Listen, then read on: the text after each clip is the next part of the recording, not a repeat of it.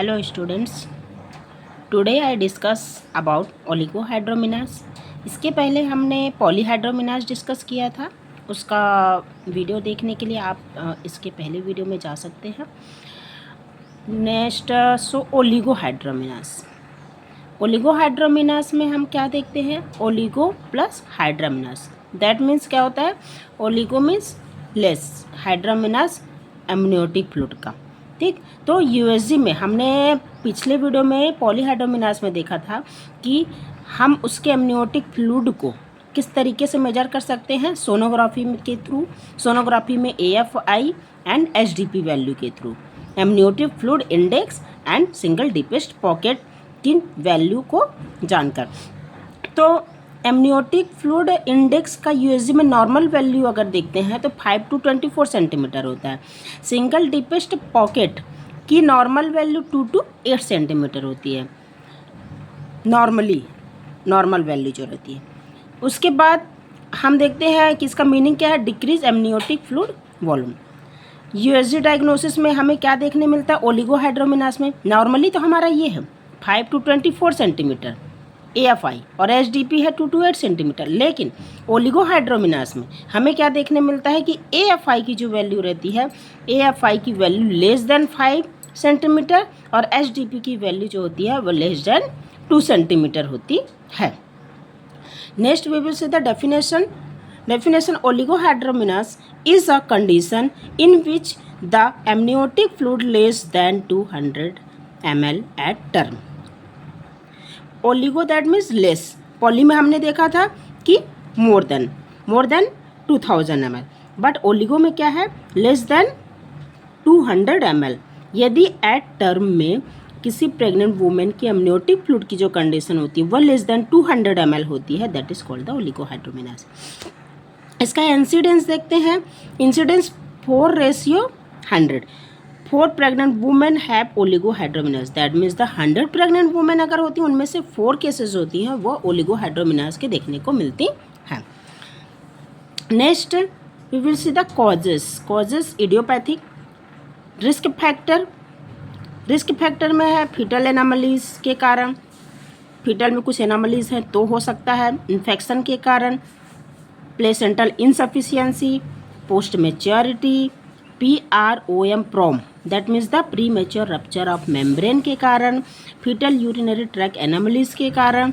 ठीक है, इसके अलावा अगर हम डील में देखते हैं तो first fetal cause, second maternal cause, third placental cause, fourth iatrogenic cause, fifth drug cause. तो फर्स्ट फीटल कॉज, फीटल में क्या क्या प्रॉब्लम होगी जिसके कारण से ओलिगोहाइड्रोमिनास हो सकता है? सच एस लाइक अ रीनल एजेनेसिस होगा तो, ऑब्स्ट्रक्टिव यूरोपैथी होगा तो, मैटरनल में हाइपरटेंसिव डिसऑर्डर होगी तो, डिहाइड्रेशन और हाइपोवोल्मिया होगी तो होने के चांसेस होती हैं। प्लेसेंटल कॉज में क्या है? Placental insufficiency post pregnancy. Iatrogenic cause में क्या है? Use of prostaglandin inhibitor, premature rupture of membrane, इनके कारण हो सकता है। नेक्स्ट ड्रग कॉज, ड्रग में क्या है? Prostaglandin synthesis inhibitor as NSAIDs. ठीक है, इनका यदि रीज़न आपको जानना है कि इसकी वजह से कैसे होगा सो कमेंट्स में पूछ सकते हैं। Next we will see the pathophysiology. Pathophysiology क्या?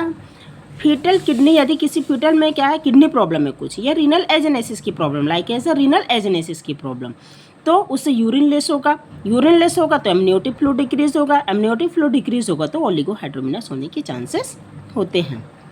Next clinical feature. अब ओलिगोहाइड्रोमिनास हो that means the amniotic fluid less than 200। अब जहाँ पर यदि फ्लूइड कम है वहाँ पर फीटल की मूवमेंट क्या होगी? डिक्रीज होगी। ठीक है, फीटल क्या होगा? उसे सफिशियंट मतलब मूव नहीं कर पाएगा, फील नहीं होगा अच्छे से। तो हम देखते हैं माल प्रेजेंटेशन हो सकता है, IUGR इंट्रायूटेराइन ग्रोथ रिटार्डेशन हो सकता है, एबनॉर्मल यूटेराइन हाइट हो सकता है, फीटल का मूवमेंट रहता है वो स्लो हो सकता है, uterus full of the fetus feel, decrease symphysis, fundal height decrease हो सकती है, फीटल मूवमेंट रिड्यूस हो सकता है, पल्पेशन में हमें जो पल्पेशन में फीटल का जो पार्ट है वह पता करने में डिफ़िकल्टी हो सकती है, लीकिंग एमनियोटिक फ्लूइड होगा, फंडल हाइट लेस होगी, uterus is full of fetus होगा, amniotic fluid less than 200 ml होगा, फीटल मूवमेंट भी फील कम होगा, फीटल इज नॉट बैलोटेबल होगा and fetal part easily felt होगा, mal presentation specially breech, mal presentation होगा जिसमें क्या होगा, स्पेशली ब्रीच होगी क्योंकि वो प्रॉपरली मूव नहीं कर पा रहा है, lacking of the amniotic fluid. Diagnostic finding कैसे करेंगे, हिस्ट्री कलेक्शन के थ्रू, फिजिकल एग्जामिनेशन के थ्रू, सोनोग्राफी के थ्रू, ब्लड इन्वेस्टिगेशन के थ्रू, एमनियोसिंथेसिस के थ्रू, अल्फा फीटोप्रोटीन एग्जामिनेशन के थ्रू, नॉन स्ट्रेस टेस्ट के through, biophysical profile and Doppler studies के थ्रू। कॉम्प्लिकेशन में हम देखते हैं maternal complication, fetal complication. Mother को क्या कॉम्प्लिकेशन हो सकती है, अबॉर्शन हो सकता है, post maturity, prolong labour, fetal में इंट्रायूटेराइन डेथ हो सकती है, cord compression, IUGR and pulmonary hypoplasia, increase risk of the stillbirth होने के चांसेस होते हैं।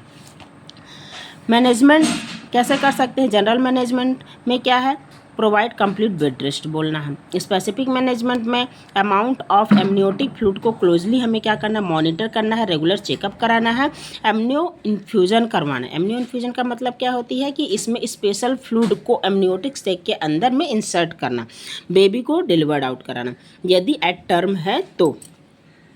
माइल्ड केस है, माइल्ड केस में है तो एडिक्वेट मैटरनल हाइड्रेशन करना है, monitor fetal wellbeing regularly.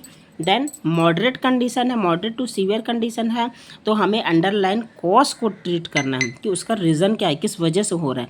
During labour एमनियो infusion करना है, यदि टर्म प्रेगनेंसी पहुंच गई है तो फीटल कॉम्प्रोमाइज़ है तो अर्ली डिलीवर्ड करना है। इन pre mature rupture of membrane condition में क्या करना है कि एंटीबायोटिक एडमिनिस्टर करना है। क्यों करना है, ताकि इन्फेक्शन कॉज ना हो। कोरियो एमनियोसेंटेसिस के लिए मॉनिटर करना। ट्रीटमेंट वही है सेम, इसमें डिहाइड्रेशन को मॉनिटर करना, ओरल IV हाइपोटोनिक सॉल्यूशन देना, USG में उसका AFI एंड मॉनिटर ग्रोथ को मॉनिटर करना, इंडक्शन ऑफ लेबर करना, काउंसलिंग प्रोवाइड करना। सो ये हमने ओलिगोहाइड्रोमिनास आप लोगों को बताया शॉर्ट में।